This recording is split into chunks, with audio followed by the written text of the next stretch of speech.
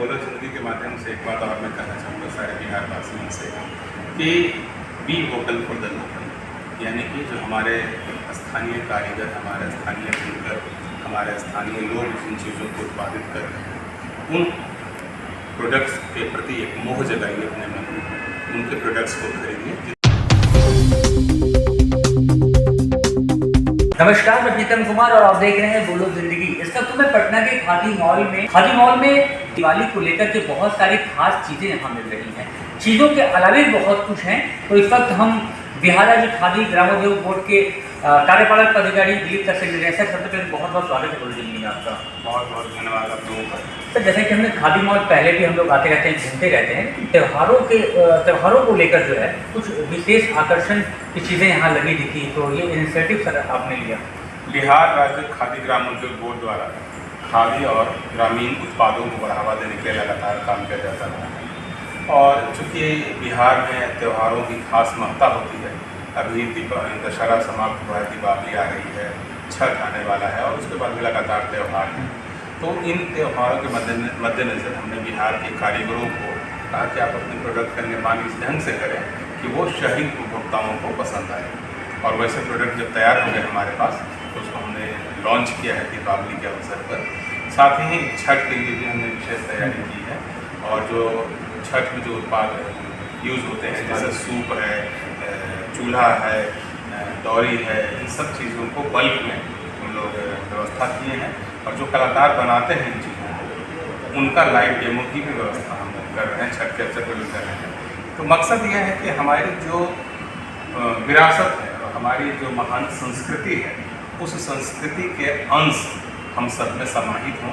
शहर में रहने वाले लोग भी गांव की संस्कृति की जो सोंधी महक है, जो खुशबू है हमारी संस्कृति की, उससे अवगत हों, उससे परिचित हों। और साथ में जो ग्रामीण उत्पाद है जिसमें शुद्धता भी है, पवित्रता भी है, सच्चाई भी है, उसको ज़्यादा से ज़्यादा मात्रा में प्रयोग करें। बिल्कुल, अगर अपनी संस्कृति को हम जानने की जब बात कर रहे हैं सर, तो उस पर एक खास आपने जो इनिशिएटिव वो मुझे दिखा कि हालांकि हर मॉल में हमें सिर्फ सामान मिलते हैं, लेकिन यहाँ पर आपने ऐसी व्यवस्था की है कि जो कलाकार, जो आर्टिस्ट हैं, जो मोमबत्तियाँ हैं, यूनिक मोमबत्ती हैं, मिठाई के शेप में मोमबत्ती हैं, वो कलाकार भी हैं और वो सिखाती भी, मतलब वो जो लोग आ रहे हैं उनको बता भी रहे हैं कैसे बनता है। ये बहुत अच्छा इनिशिएटिव है सर। जी, दीपावली के अवसर पर हमने बच्चों को, मैंने कहा कि उद्यमिता से भी जोड़ना हमारा उद्देश्य है और संस्कृति से भी जोड़ना हमारा उद्देश्य है।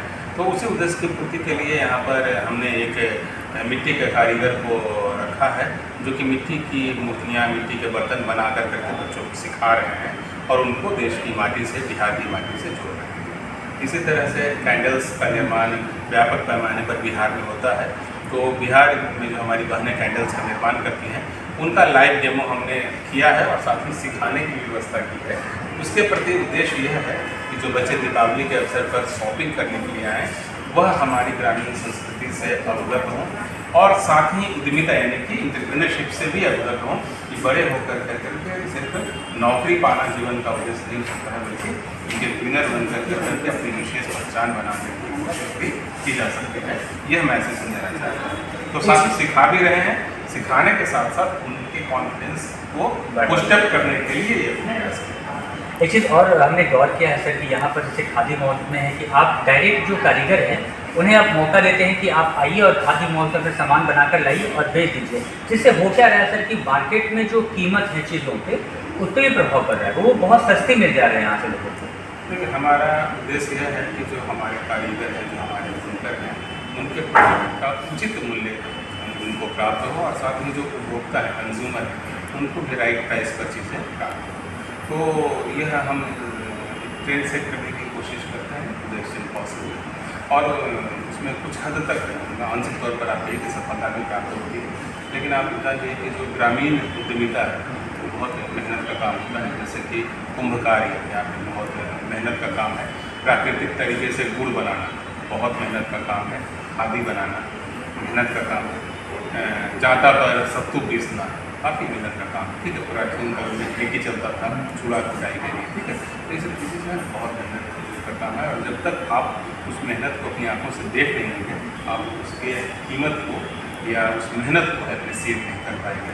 तो एक बार जब लाइव डेमो हम करते हैं तो एक मकसद यह भी होता है कि आप हमारे ग्रामीण कारीगरों, ग्रामीण बुनकरों, इन सब के मेहनत को प्रथम दृष्टया देखें और तब उनके मेहनत का आकलन करें। बिल्कुल, तो सर ने बड़ा ही खुल करके बताया है सारी बातों को। तो मैं भी आपसे ये एक बार दरख्वास्त करूँगा कि जब त्योहारों के शॉपिंग के लिए आप बाहर निकलते हैं तो एक बार ज़रूर आप खादी मॉल में आएँ, ताकि आपको चीज़ें तो सस्ती मिलेगी ही, मतलब कह सकते हैं कि आपको आपके सामने वो चीज़ें जो हैं वो रॉ मटेरियल्स के साथ आप देख सकते हैं कैसे वो चीज़ें तैयार होती है और सस्ती कीमतों पर मिलते हैं। तो एक बार खादी मॉल आप लेना ना लेना वो आप पे डिपेंड करता है, लेकिन एक बार विजिट के लिए ज़रूर आइए, क्योंकि सर ने बहुत सारे अच्छे अच्छे इनिशिएटिव लिए हैं, उनको भी आप देखिए, सीखने का ही मौका मिलेगा। बोलो जिंदगी के माध्यम से एक बात और मैं कहना चाहूँगा सारे बिहार वासियों से कि be vocal for the local, यानी कि जो हमारे स्थानीय कारीगर, हमारे स्थानीय बुनकर, हमारे स्थानीय लोग जिन चीज़ों को उत्पादित कर रहे हैं, उन प्रोडक्ट्स के प्रति एक मोह जगाइए अपने मन में, उनके प्रोडक्ट्स को खरीदिए। जितना ज़्यादा आप लोकल प्रोडक्ट को खरीदेंगे, पूरे बिहार में उद्योग का उतना अच्छा वातावरण बनेगा, और जितना अच्छा वातावरण बनेगा उतने ही ज़्यादा बिहार में रोजगार के अवसर सृजित होंगे, यहाँ की इकोनॉमी सुदृढ़ होगी, और हम सब एक आप कह सकते हैं कि सुपर सोसाइटी की ओर या बेहतर सोसाइटी की ओर बढ़ पाएंगे। So we must be very very vocal. Sir ने बड़ी कम शब्दों में बहुत बड़ी बात कही है। आपको भी इस पर ध्यान देना पड़ेगा, आपको भी कोऑपरेट करना पड़ेगा, ताकि हमारा जो लोकल प्रोडक्ट्स है वो भी हर जगह फैले, बिहार को लोग जाने। सर बहुत बहुत शुक्रिया आपका बातचीत करने के लिए और इस तरह के इनिशिएटिव लेने के लिए। उम्मीद करते हैं सर कि आगे भी त्योहारों पर और जब त्योहार नहीं बढ़े, आम दिन में भी आप इस तरह के इनिशिएटिव लें, जिससे अन्य कलाकारों को मौका मिले। बहुत बहुत शुक्रिया सर आपका।